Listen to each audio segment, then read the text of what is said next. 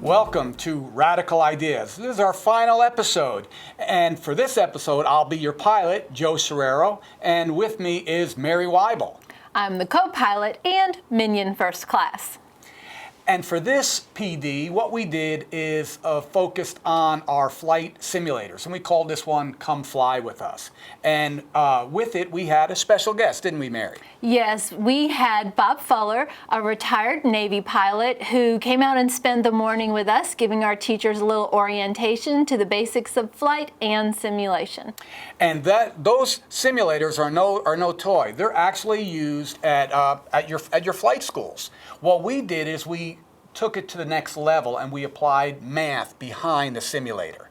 And it was so much fun. The teachers got a chance to actually put their hands on the yoke like they might in a real plane. They had a throttle, they had pedal rudders, and then of course the computer screen in front that took them through the flight experience. It was really neat.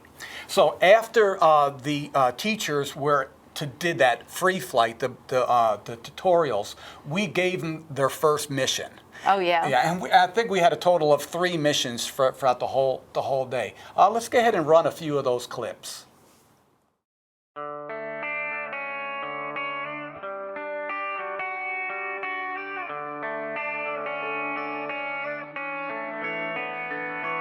My whole intent today is just to show you how to use this crazy thing.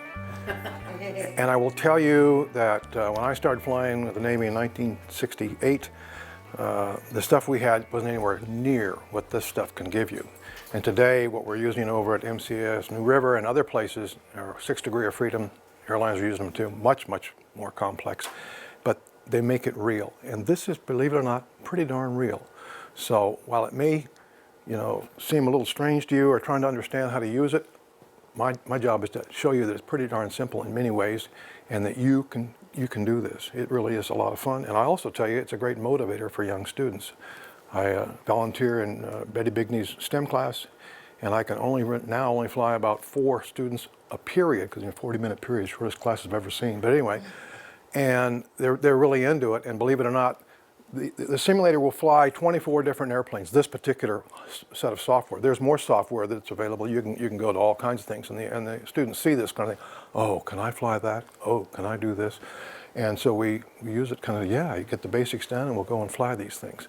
Some students are very concerned, don't want to do it because they're afraid they'll crash. Well, the first thing I do is crash the airplane, because all you have to do is hit escape and you start all over again. So it's really easy, and it's nothing, you can't really hurt it. I would tell you that as you use this, or any aircraft for that matter, it's be smooth and gentle.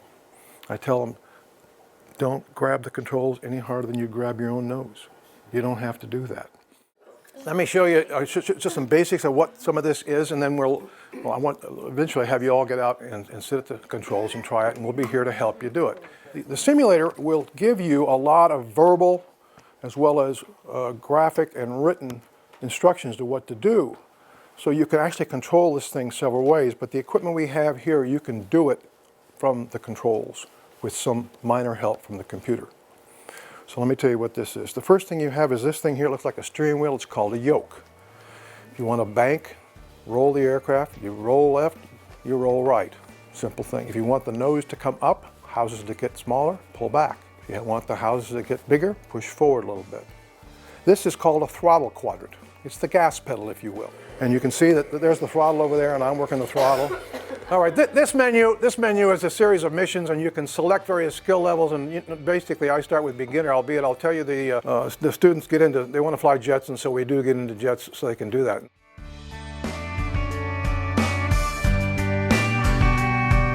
You're going to start the engine, release the brakes, take off, fly through some gates, and then land again.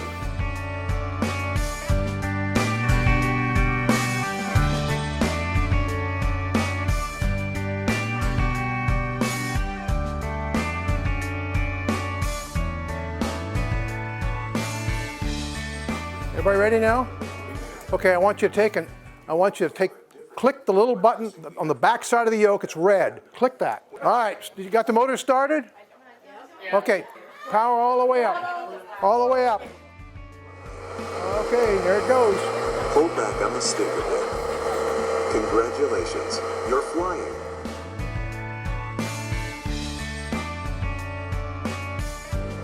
Pull back gently on the stick and climb a bit to fly through the first gate you see in front of you. Good job.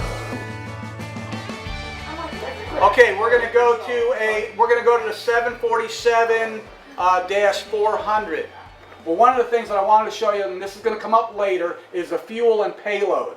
This is what's going to drive your aircraft. This is what the simulator is going to be based off of. I'm showing you all this because I want you to see there's a lot of math in here. You have to find the averages of the weights and kind of move everything around, and then just because you have so many gallons, you have to distribute that for each one of the tanks. Because there's different specs for a 747. Under the resources, I have a link that tells you how big of an airstrip you're going to need for a 747. Now, you were not supposed to take off from that, and some of you did without going through the trees. One of the things that I wanted you to see is when you plan missions, when you're planning missions and you're in a bigger aircraft and you're running out of fuel, where are you going to land? This simulator right here has got thousands of different airports to it, so if you're doing a cross-country flight and there's problems, you can get into some of the whole geography into this thing. Where are you going to land, and is that airstrip big enough? There's a lot of problem solving that comes with it. There's a lot of math in this, and I just wanted you to have a little fun with this. What we're going to do is I'm going to go ahead and give you a mission. The first part of it, you're going to have to go online and go ahead and go to Flight Calculator, because you're going to need Flight Calculator to find out the distance from airport to airport.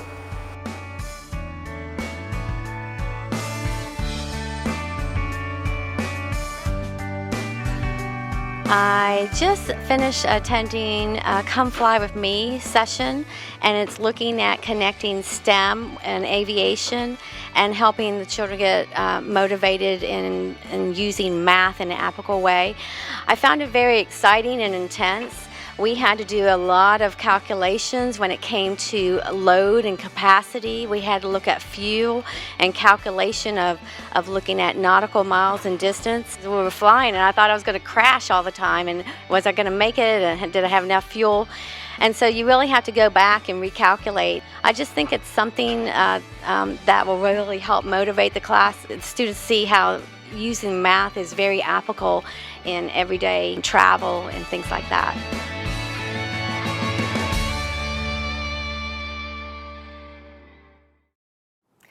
Now, as you can see from the clips, the simulators are not just a computer screen. You could see the teachers had their hands on the yokes, they had a throttle, and they had pedal rudders, which manipulated the aircraft that they were seeing on the screen. So once the teachers got a chance to do the tutorials and get comfortable with a little free flight time, Joe threw them a challenge. I don't know if challenge is the right word there, Mary. I kind of set them up for failure. What we did is I took one of the biggest planes that we have in the software, the Boeing 747, and we placed it at Albert Ellis. Now, if you know anything about our county airport, it's not big enough to hold the 747. So the mission was just to try to get it off the ground. Well, they were not successful. They ended up driving through Mike's farm, little mac and cheese on the front windshield. But to my surprise, some of them actually got off the ground after going through some of the trees. So that's where we took that. After that, then we kicked it up a notch with some other math. Right, so by then the teachers were familiar with the simulation, and so then we started challenging, like Joe said, with a little bit of math. They were given the specifications for their planes. They were also given access to a website where they could get details about the airports that they were going to land and take off from, and then we gave them their mission. Joe, tell us about the first mission. Now, their first mission was taking off with a smaller plane, a Cessna Cessna Seahawk G1000. And one of the things that we had with that one is we gave them a certain amount of money to purchase gasoline. And we came up arbitrarily with $3.15 for a gallon of gas. And they had to fly from one airport to another, land, and then fly from that airport yet to another airport. Well, there wasn't enough gas to make two of those trips. So they had to recalculate and figure out how much additional money they would need to be able to make that second flight. But what we did is we took their information from the first one and had them apply it on the simulator. So what do they weigh? Our weight, so how would you do that? 16.75 gallons. Yeah, it was really good.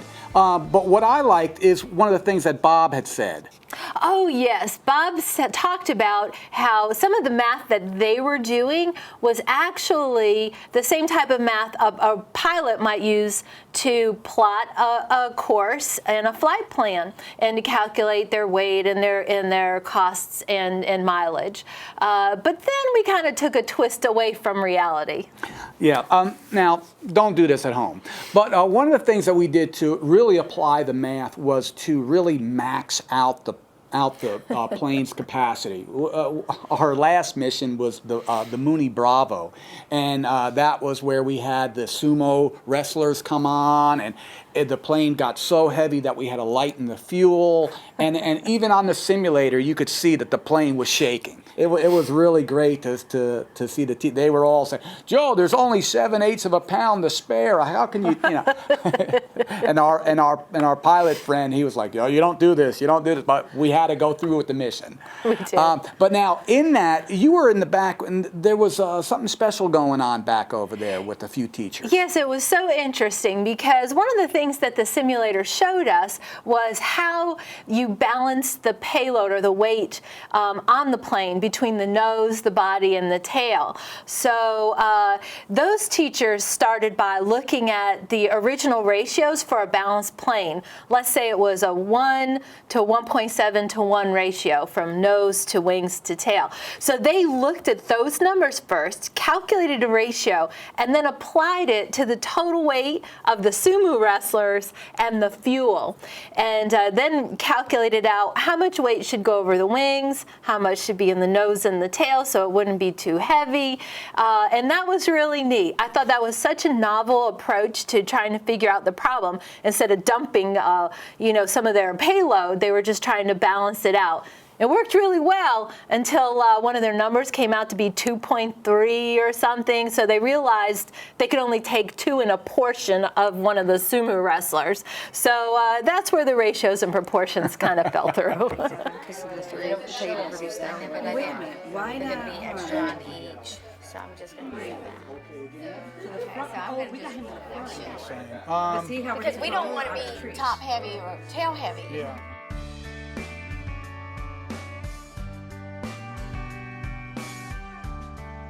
That was a really fun way to spend a rainy Saturday morning.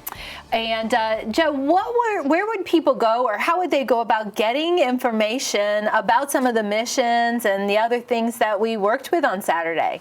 Well, the pamphlet that has all of the 24 aircraft, and I actually have 4 missions, and then all those websites. You had mentioned the travel math to figure out from one airport to the next, but I have several other sites that are interactive that the students can use. Those are all on our Edmodo site, and our code is right there, and they can go ahead and go to and they have access to all of this. That's great. And you know what, Joe? I've been thinking this particular Saturday session really lends itself to an interesting project-based math unit. You know, when you're thinking about flight and we're thinking about Albert Ellis, Onslow County is growing. Yes. And that might pose a cool challenge for the kids to pursue. We need an international airport We might need one. because how are you going to land your 747? You have more people. So that right there is your project-based math unit. To build a bigger airport, you have to think about how long you'll have to have that airstrip, the tower. I mean, field trips, interviews with pilots, just all of that really comes into play. I think it would be great if teachers would really tap into this. That would be cool.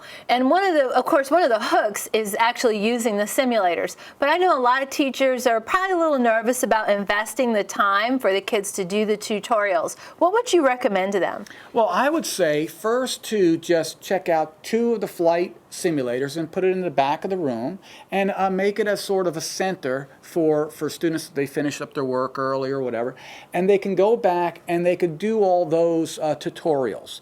Get some good hands-on. And that was the only drawback to our Saturday, was the teachers didn't have enough hands-on with it. We got right into the flight. It was a lot of fun, and the teachers loved it, but just more hands-on with it.